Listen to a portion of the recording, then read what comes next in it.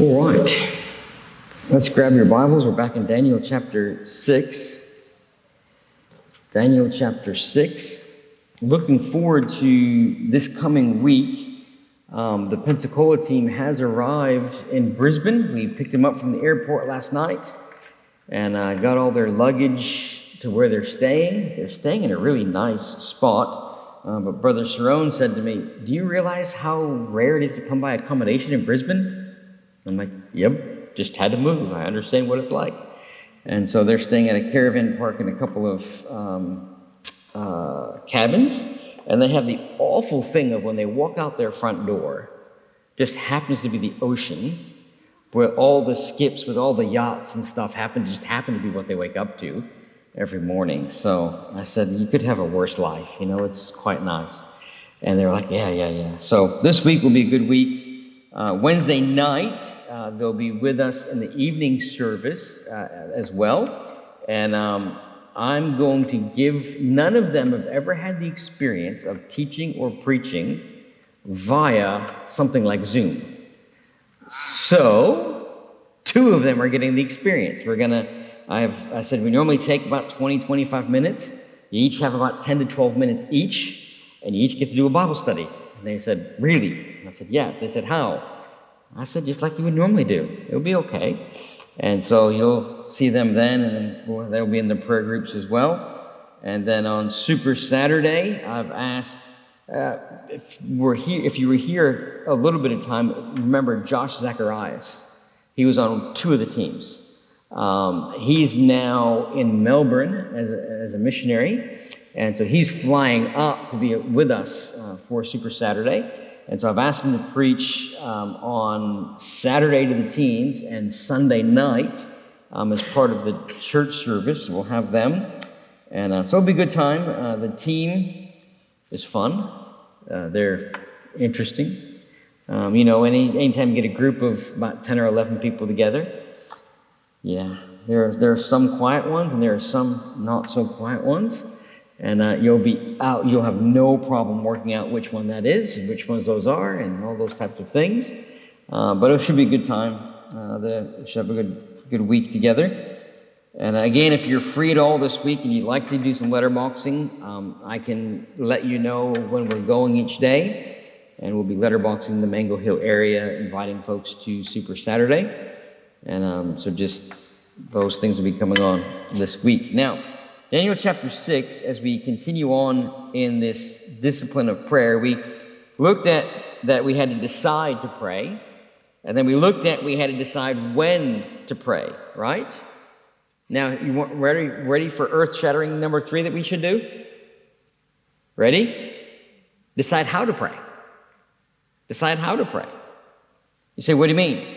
Hey, when you fail to plan, you plan to fail, right?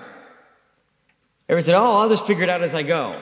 You probably don't figure it out as you go. You just but when you have a plan, at least if something goes wrong, you kind of know where you're going and you can fix it, right? And you can do those types of things. So, Proverbs chapter 30, look at Proverbs chapter 30. We all know that Daniel had a plan, right? 3 times a day, at the window. He knew how he was going to pray, correct? He would, at the window, facing Jerusalem, kneeling down. Yes? All right? But Proverbs chapter 30, we're talking about this, decide how to pray. Proverbs chapter 30, we look at verse 25. This is an interesting study as well, if you ever want to. It sounds like a funny thing, but study ants in the book of Proverbs. It's kind of funny that ants are looked at very favorably in the book of Proverbs. You think, what? Study ants? Yeah, there's a lot of really good things said about ants in the book of Proverbs. Have you ever noticed that in the book of Proverbs? A lot of good things said about ants. Matter of fact, we're told to observe them and be like them. So if you have a goal in life, it's be like an ant. Sort of, maybe. Not like an aunt or ant, or depending on where you're from, like a relative, like the actual insect ant. All right? Proverbs chapter 30, verse 25, it says, "The ants are a people not strong, yet they prepare their meat in the summer." You think about an ant. Like, it doesn't take much to squash one, does it? I mean, you can just, there's a whole line of them gone. They're very, very weak, if you would say. However, when it's warm, they plan and they gather. Have you ever seen them when they start? Maybe I'm just weird, but sometimes it's been like, I lived in the outback, like I lived in Darwin for a long time, and sometimes I would just watch ants. You say, you were that bored? Yeah. When I wasn't dumbly putting my hand into their home, I would watch them. But at that point in time, I'd stop watching because it hurt. You say, what do you mean? I was trimming bushes one day and decided to reach up and grab the branch that I was cutting.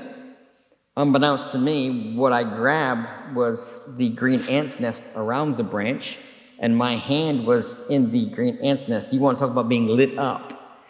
They decided that I was their meal, and our kids were much younger at the time, and they did not know what was going on. All they saw was me grabbing my wallet out of my back pocket, throwing it to the patio table, chucking my phone, kicking my shoes off, and I don't know why, I just dove straight into the pool, because we had one of those little 3-foot deep type of pools. Dove straight in hand first. You say, why? Well, the minute I hit the water, all the ants left, and I got up, soaking wet in my clothes, and my wife was like, what are you doing? And I told her, she's like, should have known, all right? But other times when I wasn't doing that, you'd watch them, and you'd watch stuff that they would carry. Do you realize how much bigger than them stuff they can carry? You know, it's substantially a lot. I mean, it doesn't look like a lot, but when you consider the size of the ant, you consider the size of the carry, and then the teamwork they have, and then the line they follow. Now, when I watch ants, I also like to do fun stuff too. You say, like what? Because you know how they follow a line, and they follow the line because of the scent. They can find that scent, and they know it, and they follow the line. What's really fun to do is take a rag and just kind of go in the middle of the line, and then these guys are going. The guys in the middle are like, what's going on? The guys behind them just stop and go, what do I do now? What do I do now? What do I do now? And then eventually they learn, and it's funny to watch them walk around where you just wiped up. And then, so now then this way they're going, you say you spend a lot of time doing weird things. Yes, okay, I do, all right? But ants, and they prepare. The ants are wise enough to plan ahead for the cold winter months when they know they'll have no food. Yet, most Christians are not wise enough to plan their lives. You need to plan your time to pray, especially if you're not already in the daily habit. Now, there are a lot of ways you can pray, right? You know, people, we have this idea, and I don't know why, that when you pray, you have to fold your hands and close your eyes and bow your head, right? Can you show me anywhere in the Bible where it says fold your hands? It's not in there. It's just a tradition. I think it probably originated from some parent got smart, and when you close your eyes to pray, they knew if their kids' hands were folded, not around each other's necks, it would cut down on the punching and the kicking and the pinching and the strangling, and so they just, and somehow it stuck. I don't know. You say, is that how it happened? I don't know. Don't quote me on that. I'm just saying. But it's not that way. And some people say, oh, well, you got to kneel when you pray. You know, in the Bible, sometimes people kneel, sometimes people stand, sometimes people lay flat on their face. Now, you don't see that one often, but it's in there. So how are you going to pray? Decide. Make a plan. Some people pray where they go for a walk. Some people pray whatever. If you pray while you're driving, just don't close your eyes. That's all we care about, right? But here's just a simple thing. Now, if you ever want to really study it, and you study the Lord's Prayer, that people often will like quote and rote memorize, and then that's exactly what they'll pray word for word, which is kind of funny because either before or after the Lord gave the Lord's Prayer, he also taught against repetition and vain repetition, you know, so he obviously did not intend for that to be vainly repeated over and over again. But if you look at the format of it, do you notice how little prayer in the Bible is about what we would call supplication? how little it is about bringing our request and what we need to God. Probably 90% of prayer in the Bible has nothing to do with asking things from God. It has to do with worshiping God for his character. It has to do with thanking him for his provisions. It has to do with lots of other things. So if you want to just use an acrostic, because some people like acrostics, okay? Use an acrostic of Acts. You know, the book of Acts. Not the book of Acts, but just Acts. A-C-T-S. If you want to use this, you can. A, adoration. Adoration. What's that? That's worshiping God. Thanking God for who he is. Recognizing him for who he is and what he means to you and what he's done in your life. You could also see confession. Confession. That's confessing your sins to God, asking him for forgiveness. If you say, "Well, I have none," well, then you have one to confess. You just lied. All right? So we all have sin, yes? T, thanksgiving. So you can pray and just simply spend time. Growing up, one of my pastors, he used this acrostic. He taught it to me, and he would have 4 of the 7 days a week. 1 day a week, he would just spend the entire day. All his prayer time was just in adoration. That's it. You say, for anytime you pray during the day. Yes, anytime you pray during the day. And then anytime you pray during one day was just confession. And then it was thanksgiving. And then it was supplication. You say, what did he do with the other 3 days of the week? Well, the other 3 days of the week, one day he had the name of every missionary that he knew and their family name and their children's names. And he spent the day just praying for them. And then another day he had the name of every person who had ever been part of the church in the entire time he's been there, whether they attended or not, and all of their children's names, and he spent the entire day just praying for them. And then the other time, every person who'd ever been enrolled as a student in our Christian school and any graduates, and he would spend the day praying for them. So that's how he divided his 7 days. And that's what he did. All right, as supplication.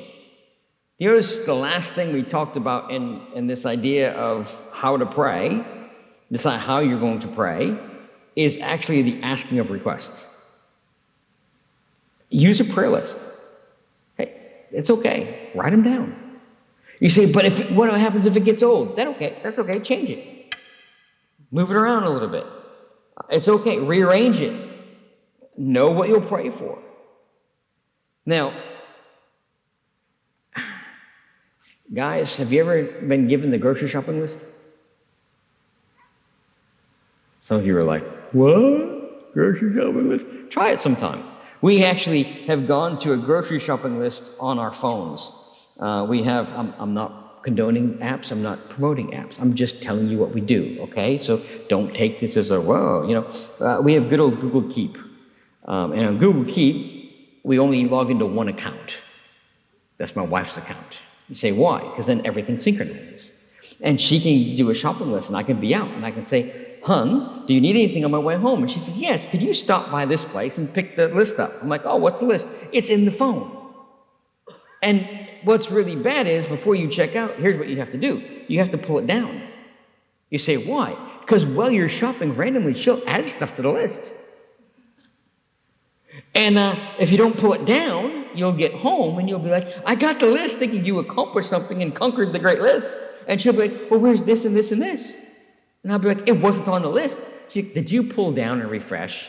Because I added it while you were shopping." And I'm like, that's not fair, But you have a list. You say, why do I have a list? Because if I don't have a list, I end up wandering around the grocery store and weird stuff starts jumping into my cart. Yang knows me. I haven't had that chocolate bar in a while. I haven't had that one. If I'm going down the international aisle, that's really bad. Because you go by the South African section, oh, there's a text, I'll grab one of those. And you go by the British section, oh, there's one of those. You go by the Kiwi section, and it's like, I'll grab one of those, and just end up with a chocolate from around the world tour. And my wife says, we don't need all that chocolate. There's a difference between need and want, But all I'm saying is, you have a list. Why? So you don't wander around and spend all kinds of money, do all something. So why not do that with a prayer life? Have it organized, have a list, whether you want it in an app, whether you want it on a piece of paper. My list sounds weird. If I have a checklist, now, you know me in organization and lack thereof, if I have a checklist, I want it to have a little tick box. So you just tick it with a pen or you tap it with a tick box. That's why I like those. You tap the tick box and it goes away. Then I know I've got it. Because other than that, if I have a paper list, then I have to have a pen. You say, why? Because I have to cross it out so I know I've got it. Because if I know if it's not crossed out, I don't have it. You say, you could just look in the trolley. Yes, I probably could. But then after I put everything in the trolley, I have to go